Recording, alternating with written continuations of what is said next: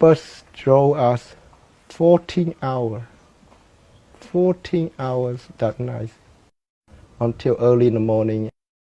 What happened was they had about several tens of thousands of refugees scattered in various camps along the Cambodian-Thai border. And the Thai government, for some reason, decided that it was going to push these people back to Cambodia. They were tired of them, whatever.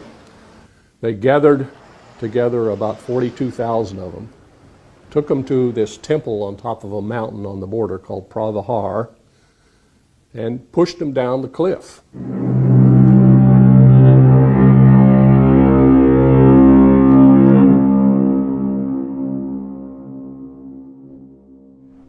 And when we got there, we don't know where we are.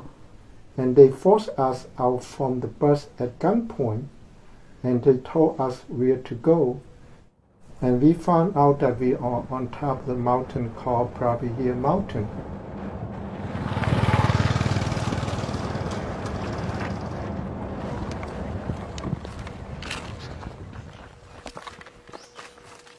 Almost 4 decades later, I accompany my father and my uncle to visit what remains at the site of the Pravahar massacre.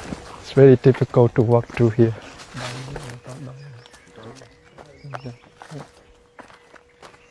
We follow the track that everybody went. On the top of the mountain, the Thai soldiers told us that whatever we have, water, money, gold, water boat, just give it to them. And they say you're not going to need it down there. Just drop it in the bucket and give it to them. As you can see, the cliff is so steep down. And they keep gunning us down.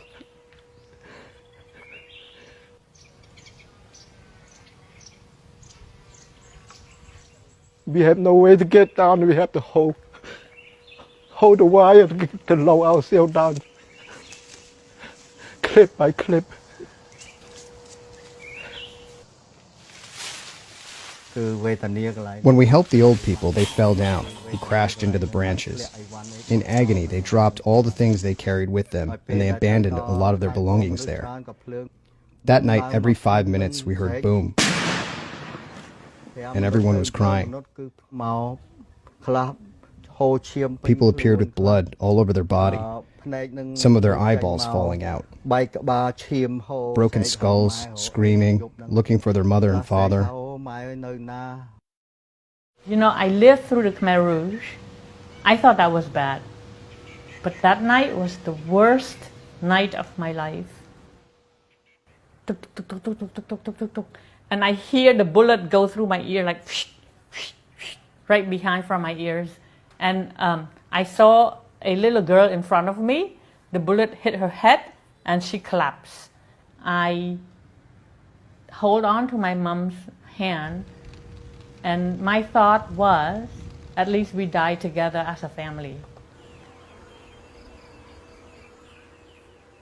They want us to walk on those landmines, and then very few survive, and it would make a good lesson that we will never come back to Thailand.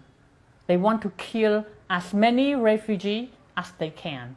So walking 40,000 refugees through the deepest mountain with no water and with gun behind us, that's one way to kill people.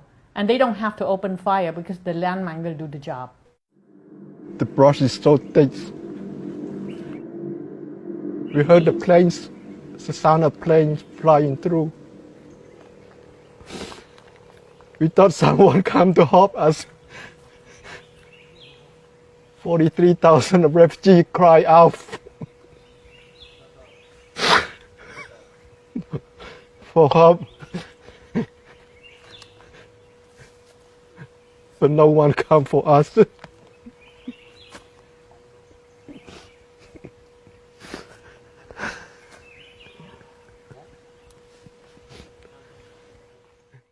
The border soldiers call it Ghost Mountain because they hear the cries of children at night.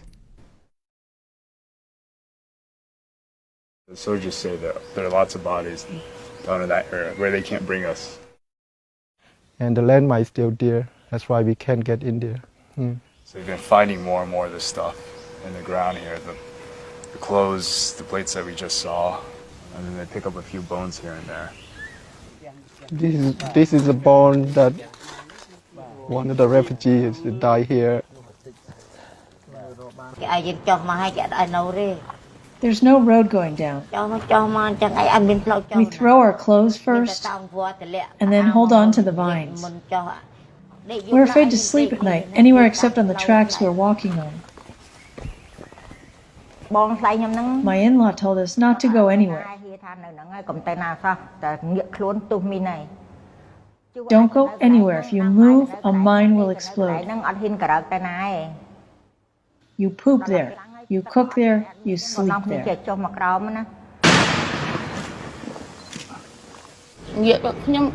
Everyone was falling. All of us fell to the ground. And then in a moment, I gained my consciousness. I saw blood on my hands. All here was broken, my right and my left.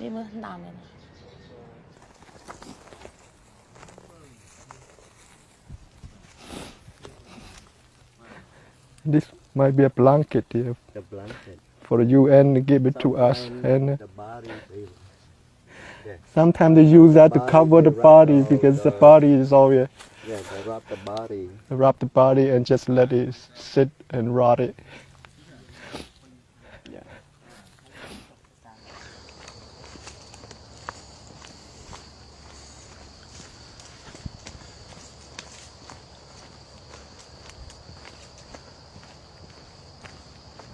When my wife and daughter died, I couldn't take the bodies with us because I was injured. I couldn't walk. My arm was hit by a landmine. My nephew carried me, put me on a rice bag hammock, carried me, and took a month with no food. At the place where my wife was struck by landmines, 14 people died.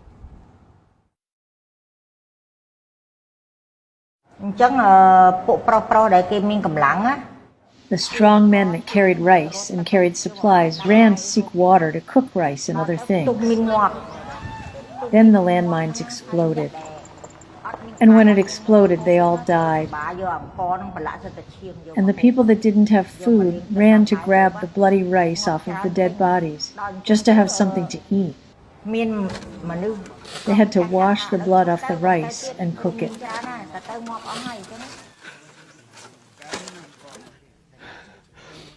Thousands of refugees passed through here.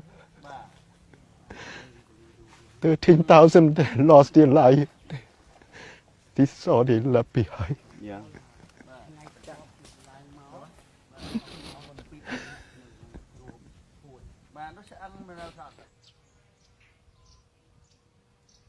I lived through Pol Pot for almost 4 years. I was detained, put in a concentrate camp, tortures. But to live through probably here for that 3 months' time is worse than you could even imagine. For 30-something years, I still have a nightmare night after night.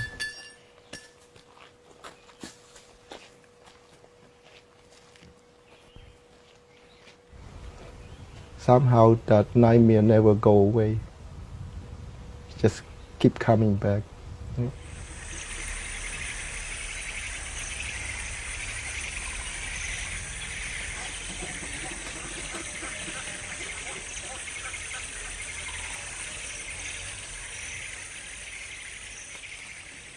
My father and I walked through the jungle for 3 months. When we got on a small city, I found my brother Chiu, and we settled down. And my father kept telling me that you have to leave and go back and escape again. I said, how could I escape again? I mean, after all we lived through and been through, my father said, you're still young. You still have opportunity. It's not safe to be here. And I say, what about you? He said, just leave. So I was very upset when he wanted me to leave him. And I left him without